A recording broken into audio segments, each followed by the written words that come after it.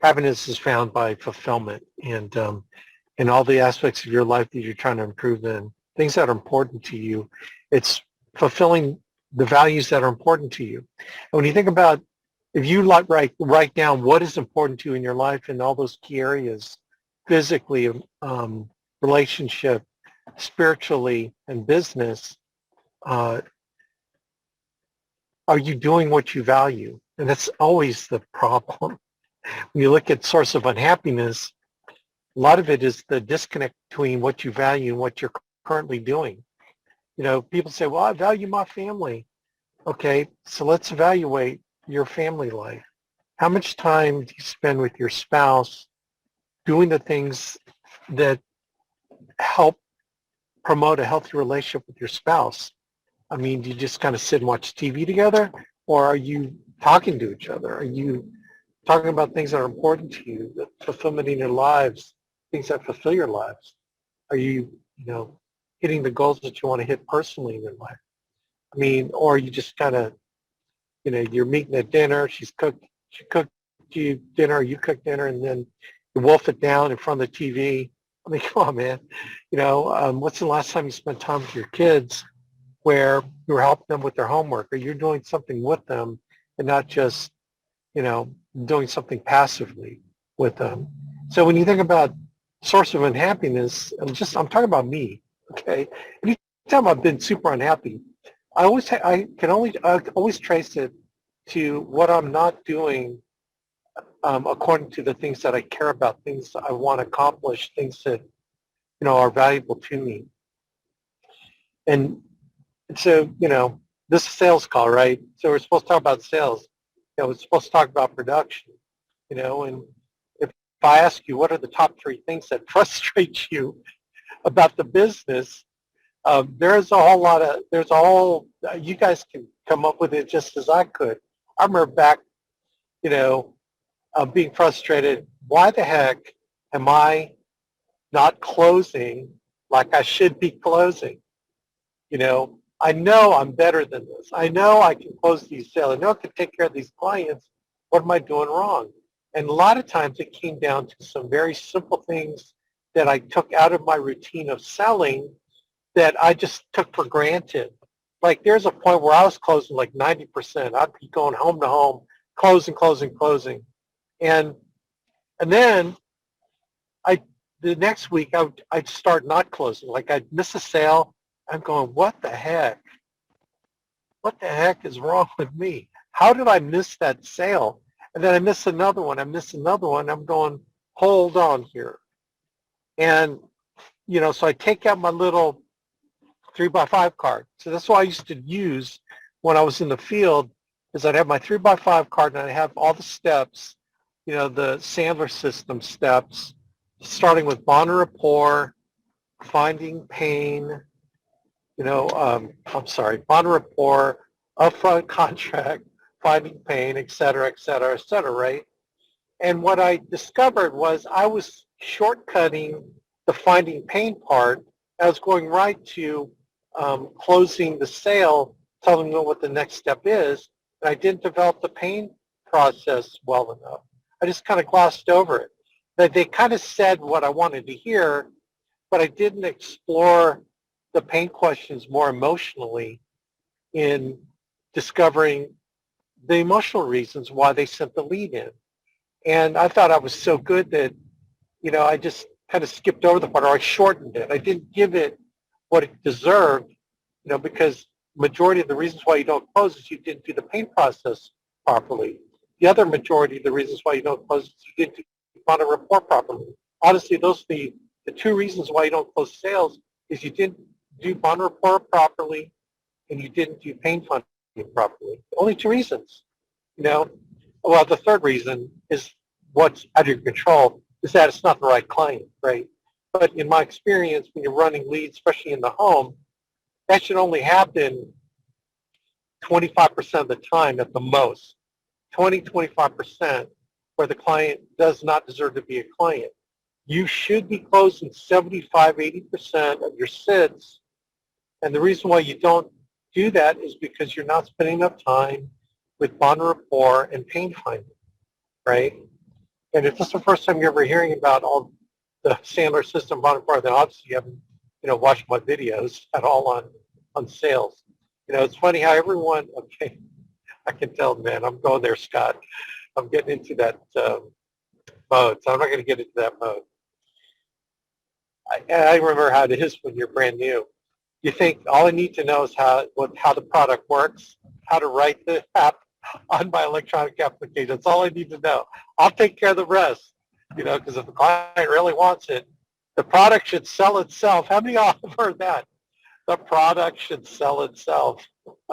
Well, that's kind of a fallacy. The, the product doesn't sell itself, man. You sell by having the client come to the conclusion that they need it.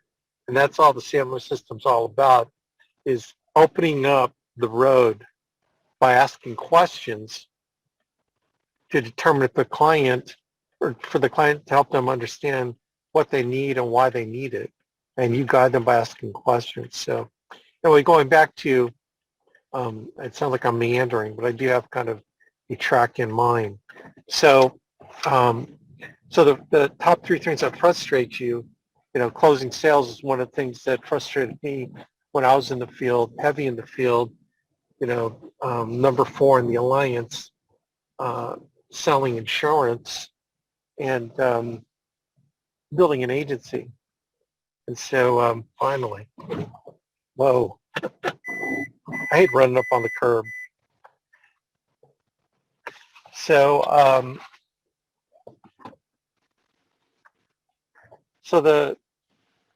when it comes to sale frustration, getting back to the frustration thing, so you can kind of see, this is my office. This is like day in the life of Alex Avian as he comes into his office.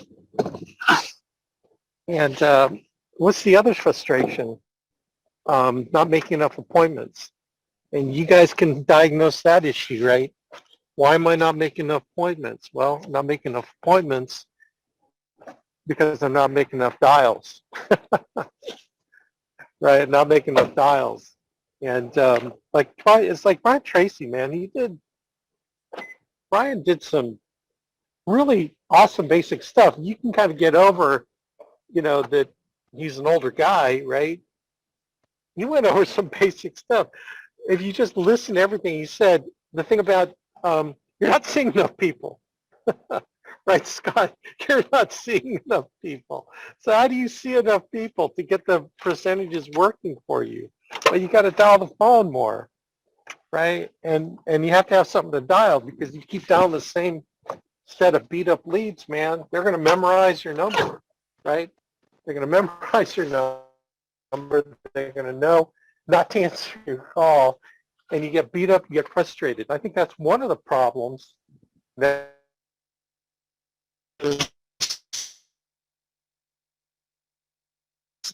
honestly, one of the problems webinar restarted on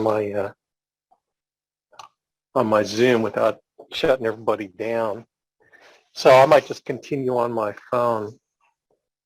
If you guys can hear me all right, I'll just finish this on my phone. But one of the things when you're beating up the same leads is that it becomes frustrating, and then you're not too excited about dialing, right? You guys know how that is. You get frustrated at not dialing the phone, and or get frustrated and you don't want to dial the phone because you're not really having great expectations of doing anything, because yesterday is going to be the same as today. How many of y'all have beat up old leads? You know what I'm talking about. It takes guts, man, to have your leads, to dial your leads and make sure that your older leads, what motivated me was having new leads. I'd have like a stack of new leads. It could be 10, 15 A leads, and then it helped me get motivated to dial the old leads because I had new leads to dial. And then I had new leads from last week that was only a week old, and I had new leads from the week before, they're only 3 weeks old, right? for 2 weeks old. So because I was ordering leads every week, I always had new stuff, right? I always had new stuff to dial. And that to me was like, you know, important to, dial in on the phone and to continue to dial on the phone. Does that make sense, gang? What else do we got on here? Got Manny. Hey, there's Donetta, Arnita, Harriet, Joy, Ken, Linda, Michael, Rick, Scott, Todd, Terry, Tim, and Vinny. All right, man. I appreciate all you guys being on my phone, on my phone Zoom. I am recording this to the cloud. So again, going back to frustrations, not booking enough appointments. Okay. So now this is where we get into the conundrum of leads, of booking enough appointments is, I don't got the money. I don't got the money. Okay, well, you either got time or you got money, right? That's, the classic answer to the question regarding leads. You either got time or you got money. So the time is, if you got time and you don't got money, then you're dialing old leads. I mean, that's sort of the, I don't know how to break it down to you, but you're going to have to dial the older leads, free leads that Ginny gives you. You're going to have to get the cheaper leads, right? Am I making sense, or am I just kind of like talking to myself? Yeah, I'm getting into that mode, huh? I'm getting into that mode. Work all the time you work. Yeah. Work all the time you work. There's this, so my wife and I were watching this show called Rebel. And this is like, when we watch shows, it's usually about 3 in the morning, 2 in the morning to 3 in the morning, 4 in the morning. And that's where we have kind of our downtime. I know it's weird. That's how it is. So we've been kind of getting into the series. Unfortunately, it's been canceled. But here's the thing. One of the characters is an opposing lawyer. And his daughter was asking him a question, and they're waiting outside in the hallway because the judge was deliberating or whatever on this particular case, and she's talking to him, and he's checking his phone, and while she's talking to him, he's like talking to his phone, doing stuff on his phone, and then he tells her, he goes, "Babe, look, don't take offense, but I make $1,000 an hour, and so what allows me," he goes, "what allows me to come home to my family at night is that I'm working every minute that I'm working." And I'm going, oh my gosh, this is what Brian Tracy talked about. So Joy, thank you for reminding me. I'm working every minute. And I'm going, so what is your time worth? Anyway, that was kind of an aside after reading Joy's message. But it's just so basic. The basic things, it's kind of like put the mirror up in front of you. What's wrong with me? Oh, this is so funny. Anyway, so going back to the 3 things that frustrate you, that frustrated me. I was frustrated because my closing rates went down. I was frustrated because I wasn't booking enough appointments. And again, you know what? The 2 solutions is sales. The next one was, am I getting, maybe you're not booking enough because your skills need help. Well, this is why I'm here. This is why we have a call like this. You can get help on answering objections or whatever. But I find more often than not, one of the biggest reasons why you're not booking up appointments, you're not getting enough leads. Alex, I'm looking for quality leads. Oh my gosh. How a quality lead? A quality lead that closes itself and that you don't pay much money for? Is that your definition of a quality lead? Well, brother, let me tell you, that lead does not exist out there. A super cheap quality lead? The super cheap quality lead is the thing that you're stepping over and not doing. And it's referrals. It's referrals. You're not doing the ERS system. That's the easiest, cheapest lead, the highest quality lead that you could ever put together. And that's the one that's in front of your face that you're not doing, man. Am I being too plain here? What's another cheap lead? Your warm market. Well, I didn't want to get into sell my warm market. I'm just saying, you want a quality cheap lead. Your warm market list of people is a quality cheap lead. The fact that you choose not to dial it, that's your problem. Does that make sense? Like, are you noticing that everything, all these frustrations are something that you can solve where you don't have to be frustrated? And then guess what? Off your warm market sales, you implement the ERS system, and then you've got referrals on referrals on referrals on referrals. To me, that is the cheapest quality lead. Well, I don't want to. Well, what do you want, dude? Well, what do you want? You're chasing after the unicorn that does not exist. How about direct mail, $60 direct mail mortgage leads?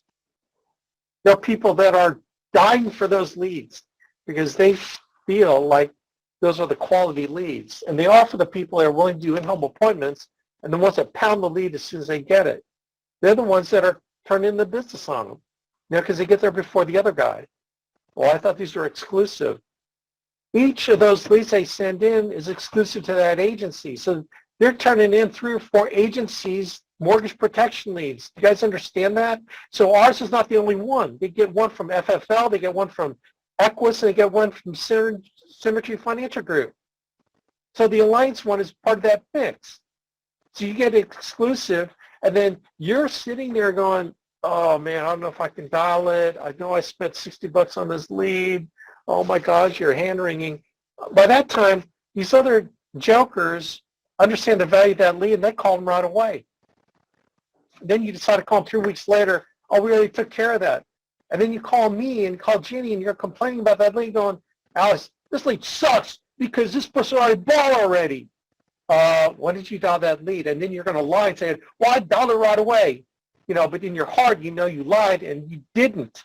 You dialed it a week later, 2 weeks later, 3 weeks later. You finally got enough courage because you got inspired on a conference call.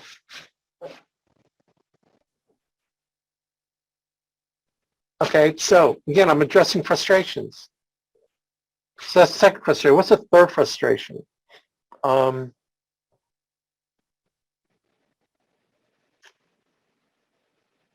Like I said, most of your issues are the top 1 or 2. The third one, what's the third frustration I've had? Talk about me. I've had when I was in the field. Oh, placement of persistency. That really is a real frustration. Early on in the business, before I got my act together, like getting my stuff placed. Again, you're always so quick to blame the insurance company. Alex, Mutual Involvement wouldn't issue my policy, blah, blah, blah, blah, blah. All right, and then my question is, well, tell me about the client. Well, the client had diabetes under age 50. And he's only taking oral medications and blah, blah, blah, blah. I don't know why they didn't issue it. Huh. Well, let's open up the product guide. Huh. Well, let's call underwriting. It appears that they don't like to issue policies, simplified issue policies on people that have been diagnosed with diabetes under the age of 50. They're pretty hardcore on that. So let me ask you, what made you think that you could get this client through if they were diabetic under the age of 50, when clearly it says in the underwriting guidelines that they don't issue policies, simplified issue term policies on anyone under the age of 50? You know what I'm saying? So a lot of that is you too, right? It's you not reading the underwriting guidelines, not knowing underwriting,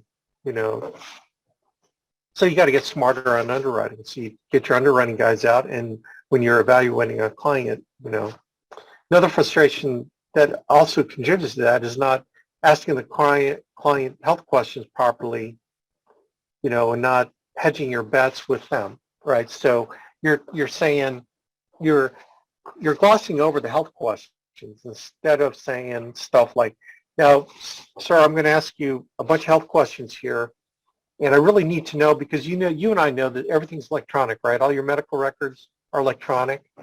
You know that, right? Yeah, I guess so. Well, they are, and so anything we write down in the application, they're going to check against all the electronic medical information out there on you. And if they see anything missing that they should be expecting in your application, they're going to think you're trying to hide that condition. And the problem with them thinking they're trying to hide the condition is that you have no way of going back to them saying, well, I forgot to put that in my application. So they're going to assume you're trying to lie, which then they're not going to want to issue a policy on you. And then unfortunately what happens with that is when they don't issue a policy on you, that becomes public information to the medical insurance board that you were declined insurance, and then everyone knows you were declined for whatever reason. And when they look into it, it's because you didn't disclose. Once a liar, always a liar, and that's just how it is. I wish there was a way that you can come back and say, no, I really meant this, but they're not going to do that. That's just how it is. They process thousands of applications a day. So, Joe, does that make sense? So if we leave anything off here, then chances are you're probably not going to get approved, and chances are you may not get approved with other carriers that you try to go with, the other three agents that you're going to want to talk to after you get declined by the company I try to get you with. Does that make sense? So then you're going to continue to get declined and declined and declined. And we wouldn't want that to happen, would we? Right? We wouldn't want, see again, question, we wouldn't want that to happen, would we? So it's important that we're as accurate as possible on our questions here that we answer. Now, does that make sense to you? See, this is where you, I was going to say it a different way, but this is where you put a steel backbone in the client's spine, because they were going to lie to you. And that's how you have to preface them when you ask health questions so they tell you the truth. So that's another way to help get your placement rate up on your client. So that was another frustration I had was, my placement and persistency was sucked because I didn't, properly, ask the questions because it promoted the client lying to me. Is that making sense so far? So, the top three frustrations as a producer, not closing like I ought to be closing, not booking enough appointments, and then getting stuff issued was, were three big frustrations. Does anyone else have any frustrations out there on selling that I haven't covered yet? I mean, because it could be, other things that are bothering you guys. Anybody? I'm looking at the chat line. Anyone have any chat questions for me?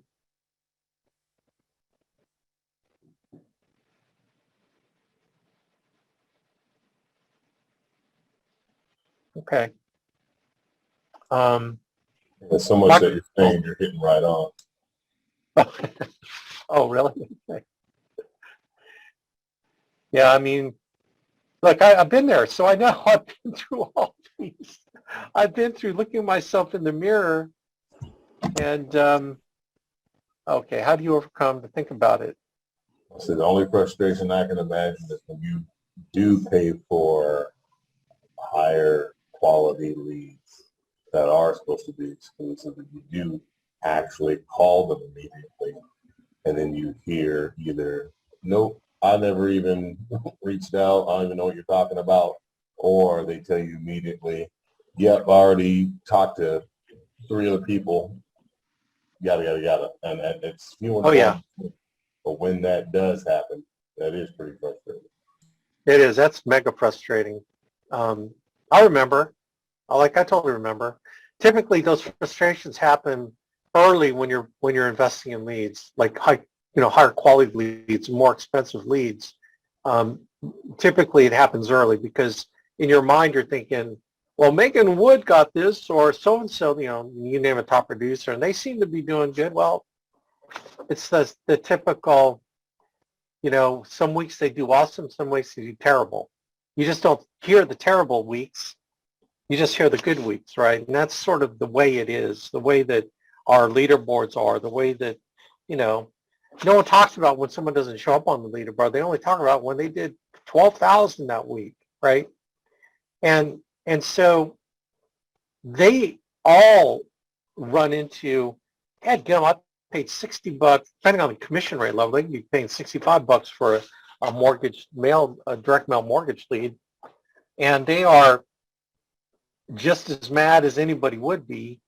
And if they, had 10 of those in a week, and they got 5 of them that were answered like that, but chances are they got maybe 3 or 4 that answered like they were hoping, they're willing to book an appointment.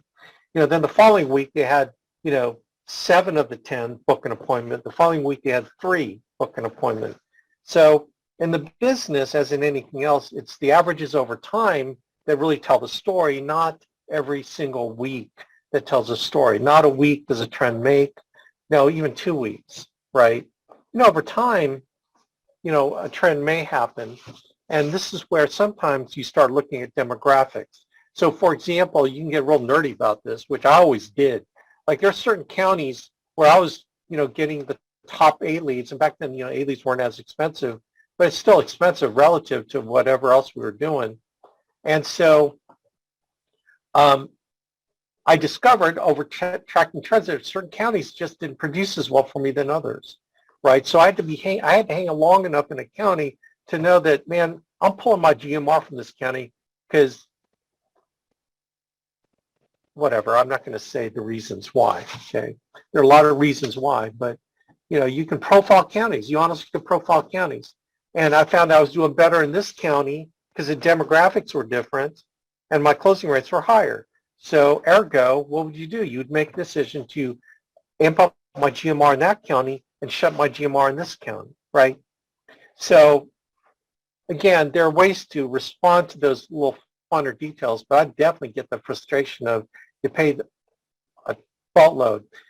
And so that becomes a symptom of pulling the trigger too early, letting a county, letting an area produce leads and you running them and running them and running them till you start seeing how it works out, right? It's, again, over time, the numbers will prove itself out. Again, it's hard to also separate how good you are as a salesperson too, because you could just suck in a county that produces really good leads, but then because you suck, you're attributing that to the leads suck, right? And then it's hard to discern. And then you got other agents in that same county that are killing it, okay? So that's another frustration because how do you know which is which? Well, this is where you're constantly talking to me. You're constantly talking to Jimmy about the lead flow and all of that, okay? And then kind of a corollary to that is inconsistent lead flow. So you got your honey hole county that you're rocking with. You're getting 10 A leads a week, 10 A leads a week. Then the next week you're getting 8, but the next week you get 10. The next week you get 5, you get 10. And then all of a sudden it's 5, 3, 2, 3, right? And then you're wondering, what the heck, man? I thought that this is, and sometimes it's cyclic, right? Sometimes your lead flow is relative to the time of year too. Like around Christmas time, the response rates go down on return rates on direct mail, right? So what happens? There's a compounding factor. Okay, honestly, this is what happens. Because response rates go down, the alliance mails less because they're not getting a return on them mailing. And you don't pay for the direct mail leads until you receive them, right? So you're not fronting the money for the leads. So it goes down because they stop mailing as much and the return rates are lowered. So there's this compounding factor, right? So sometimes that happens. So that's another frustration as far as lead flow, right? So I'm getting some chats here. Um, so I wish I had like a keen answer, because sometimes, we got Facebook leads, and those Facebook leads, statewide Facebook leads, are $15 each. And then we have the $20 within 50-mile radius Facebook leads, and these are funnel expense. And I have agents that love these, and I have agents that hate them. Megan Wood loves the $20 Facebook leads because she door knocks them. She totally door knocks. She does spend some time on the phone booking appointments on on A leads, but she'll door knock them quicker because she sells more on her door knocks. And if you hear how she does her door knocks on Alliance University, or the Alliance NA-TV, they have really good. She has a really great approach, and that's what she does. And some of y'all know what I'm talking about. You'd rather knock on the door and be in control of seeing someone face to face than being on the phone and trying to book someone. And because people on the phone have more courage, right? They have more courage to blow you off than they do when they're face to face. And I know for me, when door-to-door people come to my door, I get so impressed with them. I almost want to buy whatever they're selling. Although this guy was selling the newspaper, the Dayton Daily News, and we just are against newspapers. We don't read them. Plus, the Daily News sucks as a newspaper. We don't believe their politics. So I couldn't get the guy out of my thing quicker. Like, he comes up. It's funny how these door-to-door guys are. He goes, sorry to bother you. I go, no, you're not. I wasn't trying to be an ale. I go, come on, man, you're not sorry. He didn't have a comeback. He ignored that comment. It was really good. You should ignore anyone that kind of comes back like that. But anyway, so we can talk, Tim, like one-on-one. And I think, Terry, we were supposed to chat today? I don't remember. Anyway. So yeah, I would recommend, like, a lot of these ideas on what leads to start ordering. You and I should get together and talk one-on-one, because that will really help, Will to do. understand kind of your situation. So yeah, that'd be awesome. Thanks. Did 100 door knocks yesterday, 20 actually panned out. Well, there you go, Todd. See, you're a nice guy. But don't you, like, when you door knock, you're in more control, or you're a little bit more control. Because you're there with the client. There's just something about that, right? Now, Todd, what types of leads were those that you door knocked? Like, what were they originally? Actually, they weren't any type of lead source. There's a few new developing neighborhoods that open up in my area. And so I took about 300 door hangers. And as I was going out knocking on the door, putting the door hangers up, I just started talking with people. And they hear you putting stuff on the door opens. Like, oh, I'm sorry, I didn't mean to bother you. I was just going to leave this here and hope that we have a chance to talk down the line.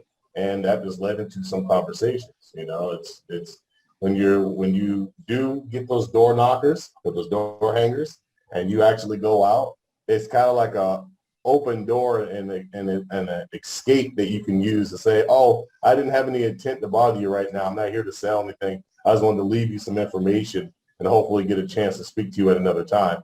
They like that because you're not putting them on the spot. They could either say, yeah, I don't have time right now, or, you know what, yeah, what do you got? What's going on? And then go ahead and talk about what you're there for. And it worked out yesterday. That's great, dude.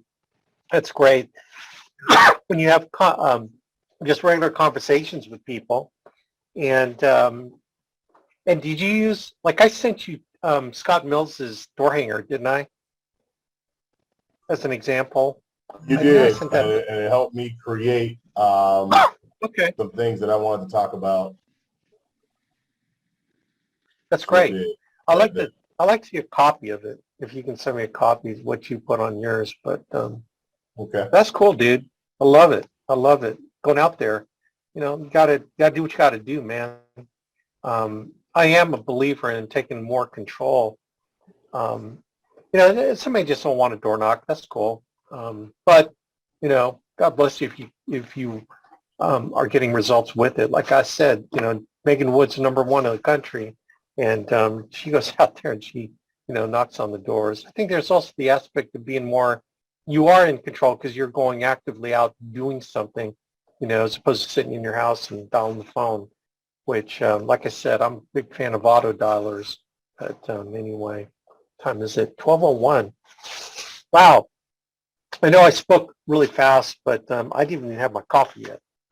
Anyway, so that's addressing like the frustrations, and I know we didn't get a whole lot of questions, but let's start creating activities so that we can start getting into digging into questions. I think there was oh yeah, so Arnita asked about the think about it. So let me just address that quickly. This goes back to my Sandler training. Like I've got thousands of videos, it seems, on how to get rid of the think about it. And if you're getting to think about it, you're not following what I'm teaching on closing, right? Because the think about it, yeah, I mean, you don't get rid of all of them, but you get rid of a majority of them, and it's all the setup. It's starting with the bottom rapport, the pain finding, upfront contract, clearing their budget with them. It's all the steps. See, all the steps in the Sandler system that I teach lead you to minimizing think about it, because the client's going to do something or not do something. And the setup for that is, well, I'm not going to teach you here because it's all in my stuff. So if you go to Agent Resources on our website, and I've got a buttload of videos on Agent Resources on closing techniques and closing to think about it. Maybe I'll do another live video on that. There's a ton of stuff. But the reason why you're getting it is because you're not doing all the stuff before properly, not setting it up. The Sandler system, the way I teach it, the 7 steps and the ATM is all set up so that you, number one, you get rid of the 25% that aren't supposed to be clients, right? And then you close 75% that should be clients, okay? So if you're not closing 75% on average, then you're not doing stuff properly. So anyway, like, do you have the book by Anthony Garrido, Asking the Right Questions a Sandler Way? I don't have it with me because I've probably given it out. But that is like one of the basics on, oh, there it is. So Todd posted it on Slack. Oh, that's pretty cool. That's good. That's very simple. I like the simple. That's very simple. It's not overly salesy. There's a lot of white space. There's not a lot of stuff to read, is there? So that's pretty cool, dude. So go on Slack and look at Todd's door hanger. Auto dialer. Oh man, great question. So we have an auto dialer. We're partnered up with this company called iVolt. That's the auto dialer is like $65 a month, and it works pretty decent. Then we have guys on this call that are doing phone burner. That's like $100 a month, I think. But I can talk to you about the iVolt system. So anyway, gang, thanks everybody for plugging in. Appreciate it. Thanks for all the suggestions, and I do appreciate all the participation. It really helps me out because I don't want to always feel like the one talking. So I appreciate y'all, chatting and chiming in on stuff. So thanks everybody. I will upload this video, and thanks. Take care. God bless.